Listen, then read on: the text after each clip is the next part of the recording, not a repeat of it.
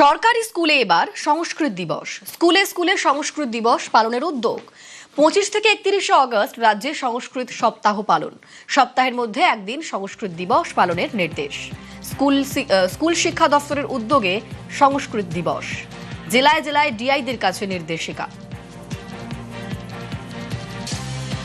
এ নিয়ে মন্ত্রী দিলীপ ঘোষ কি বললেন শোনাবো। পশ্চিমবাংলা থেকে সংস্কৃত ভাষাকে উৎখাত করে দেওয়া হয়েছিল। অসংস্কৃত অসংস্কারিত লোকেরা এখানে দাপিয়ে বেড়াচ্ছিল।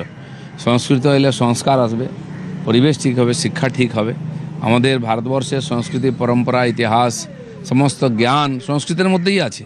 তো পশ্চিমবঙ্গকে যেমন বাংলাদেশ বানাবার জন্য চক্রান্ত চলছিল, আর সংস্কৃতকেও বাদ দেওয়া হয়েছিল, সেই তারই একটা প্রক্রিয়া মাত্র ছিল। তার পরিবর্তন হওয়া উচিত, পুনরায় সংস্কৃতের প্রতিষ্ঠা হওয়া উচিত এখানে, যাতে পরবর্তী প্রজন্মের মধ্যে সংস্কারও আসে।